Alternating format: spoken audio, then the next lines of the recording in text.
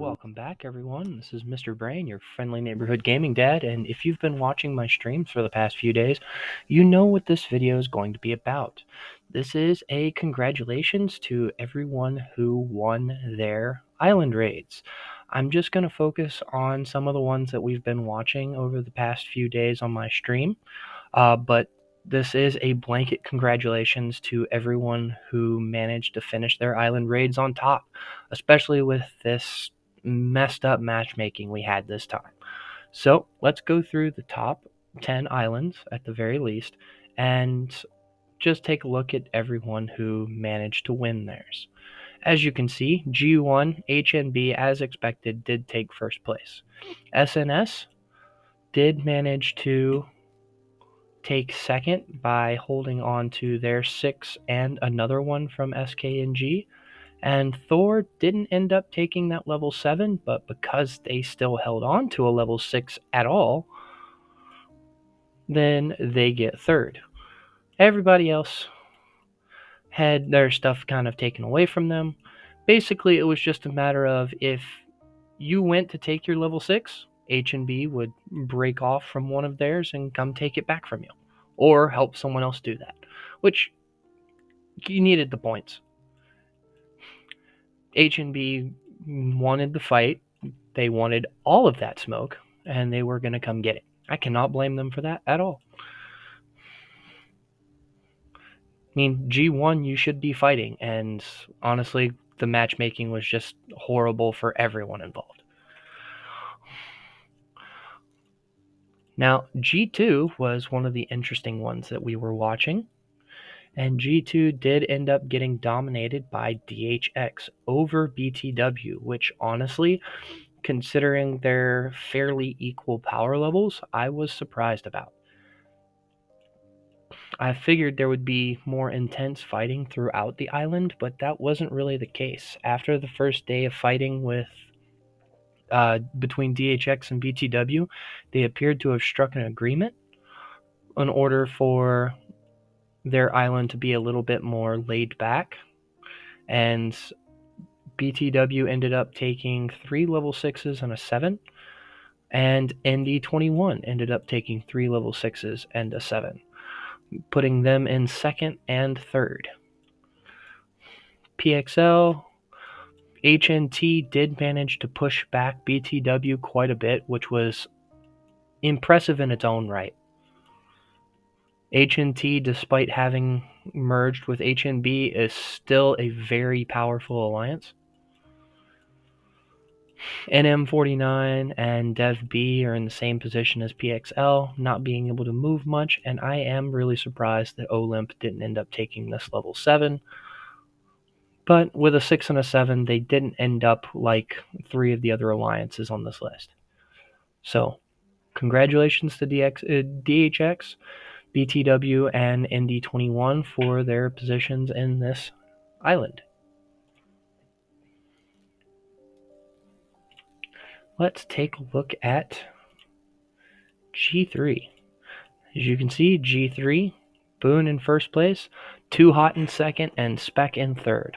Honestly, kind of predicted this after Too Hot's pushing back Hot 9 with the help of Boone, and Spec overtaking X-War.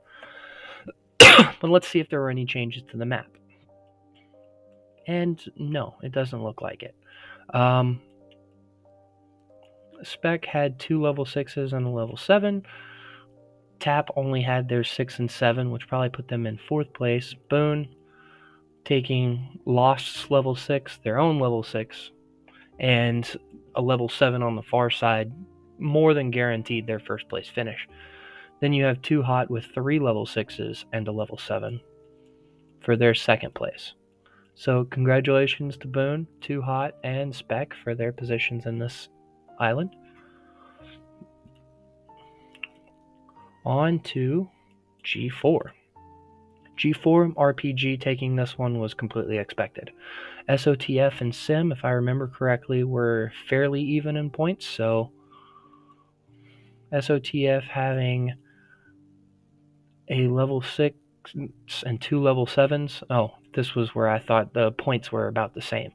SOTF having 2 level 7s and 2 level 6s, and Sim having 3 level 6s, 2 level 6s and a 7. I thought they had this one at first. But it looks as if Sim and LM4S were tied in points, but LM4S took theirs last, meaning they reached that point level after Sim did. So Sim ended up taking third. MGM still held on to their level 6. WL46 also held on to their level 6. So congratulations to Sim, LM4S, SOTF, and RPG on this island.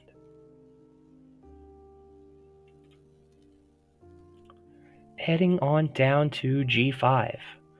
G5, we see ROK, fully expected this, and I assume 2 of their allies, Evil and K815. This one was a fairly straightforward one as well. ROK pushing back 1004 very early on in the game, and then not receiving any additional fighting after that point. K815 did take the level 8 from TFW, the level 6 from TFW. So they had 2 level 6s and a level 7, and then you have Evil with 2 level 6s and a level 7. So their only position difference being who took theirs first. So congratulations to Evil, K815, and ROK for your positions in this island.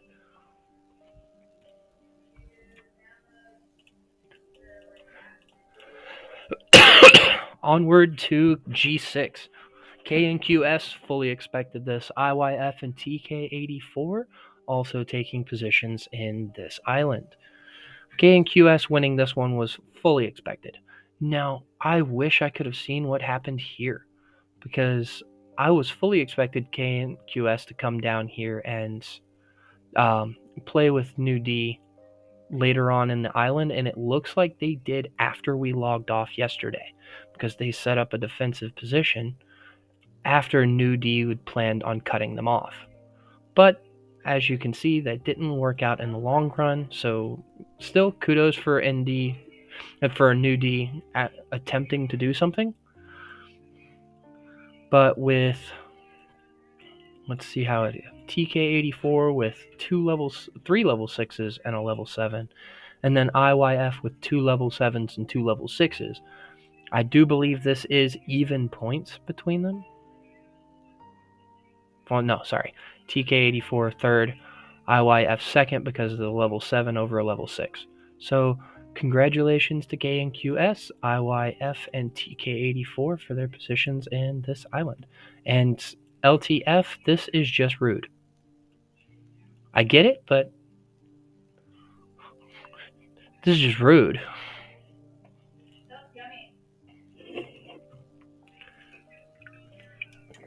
And here we go on to, you just looked at G6, on to G7. Ven fully expected this. Dumb and TBZ definitely fully expected the outcome of this one. Ven had control of their side of the map early on in the fight. They went up to BKGT early, but they never actually took the level 6, which I thought that maybe there was an alliance between the two afterwards, and it looks like it benefited BKGT because they did come over and take this level 6. So we have TBZ with a 6 and a 7, Dumb with a 6 and a 7, and Ven taking first pretty handily. So TBZ and Dumb actually tied in points, and looks like they might have had some field fighting going on for some points. So congratulations to Ven, Dumb, and TBZ for their positions in this island.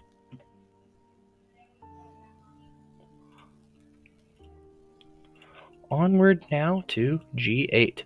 D-Day, fully expected that. FR5, if I remember correctly, they weren't doing well, so they must have pushed on for something here. Let's take a look at D-Day first. They definitely had commanding presence on their map. 2 level 6s, 2 level 7s, and an 8 is just overkill, because if you've done the math, you really only need to take the 8. SMHS had full control over this side of the map when we left yesterday. So the fact that FR5 not only had enough materials to build and break in multiple locations, but also take third place by taking a level 7 is honestly pretty awesome. Everyone else had been completely shut out of the match by D-Day, so FR5 taking a level 7 in order to get third place in this island, whether they did it with help or not, because we don't know how this happened. This is some crazy building, so they were fighting the entire way. So kudos to FR5 for taking that back. RCCO taking 3 level 6s, a level 7, and then pulling this rude thing around Glow. But kudos to RCCO, FR5, and D-Day for their positions in this island.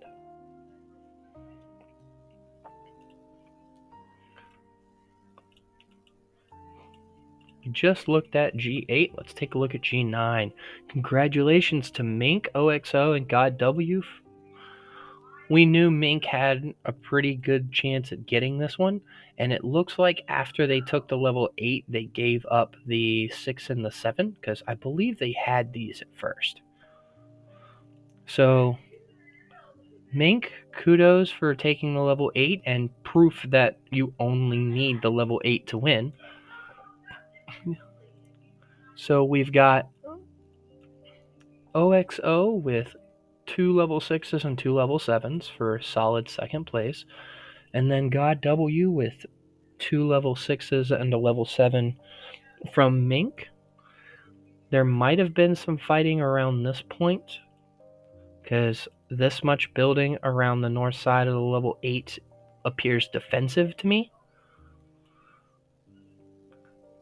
But this appears to have been a 2v1 situation to try and take that level 8, and probably got DF39 quite a few points, but in the end, they just could not take it. So congratulations to Mink, God W, and OXO for their positions in this island. And last but not least, we'll take a look at G10 with LAS, WSSW, and number 1, which I believe we talked about how those were going to work out yesterday. LAS had only this level 7 and a level 8, with number 1 taking 3 level 6s and a level 7 over here, and WSSW having 2 level 6s and a level 7 here.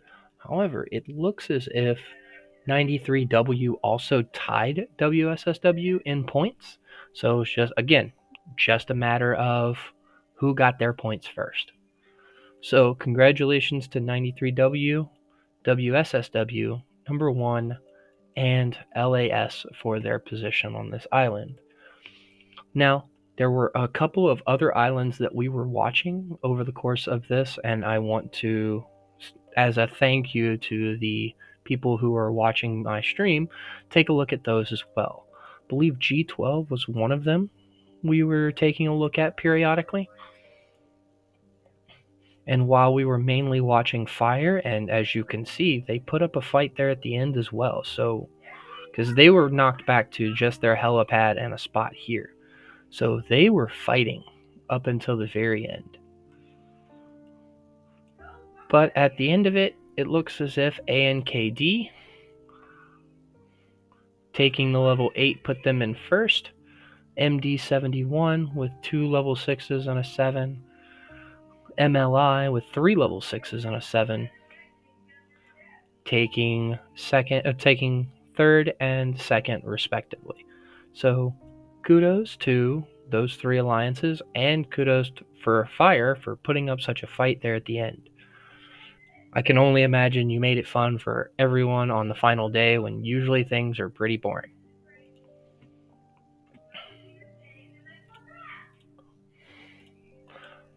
I believe 25 was one we were watching as well with R161 AOA. So let's take a look at this one. U of L with the level 8, a level 6, and a 7. Looks like a lot of cut territory from Pair. HOFK with 2 6s and a 7. CRSX with 6 and a 7. KSQS with 2 6s. OU with a 6 and a 7. So points are pretty well spread out here. I'll probably have to look at the scoreboard again. I believe it's U of L, then HOFK, then it's between OU and CRSX. So congratulations to those alliances. And one more that we looked at periodically, way down here in G115, as a favor to G4C, with Ivory, Japan, and UMCN taking the top 3 positions, which I don't think was very unexpected. Ivory taking the level 8 without any contest. Japan got their 6 and 7 first, with Door 6 getting 2 6s, UMCN taking 2 level 7s for additional points. So a lot of like single touch fighting. A little bit here that might have been interesting to watch, and some people still gathering. But all in all, this might have been an interesting 1v1 and 2v1 situation kind of island. So kudos to Ivory, to UMCN, and to Japan for their position in this island. Now, before I drag this on any longer than I have to, again, congratulations to everyone. We had over, I believe, 150 islands this time around, with some okay matchmaking and some really bad matchmaking. So hopefully after this immigration event has died down a little bit, we'll get some better matchmaking in a month, and I will be streaming that again, so look out for me to set up a schedule for that as well. I am also going to try and be better about streaming Dark Seal events, simply because I know you all like watching some of the fighting, and I like to make myself available to answer questions in real time. That way anyone who watches the video later on can get those questions answered by the same people who are asking them at that moment. Otherwise, I'm waiting for people to reach out to me on Discord or in the comment section, and it may be after a point where you needed that question answered, if that makes any sense. But with that, I'm taking the rest of the night off. My cough is still here. I'm already pretty well drugged up with medicine, so I'm going to take care of that and relax for a couple of days, taking care of the new Top Commander event with Victor and Bianca, which I'm still very excited about. And with that, this is Mr. Brain, your friendly neighborhood gaming dad, signing off.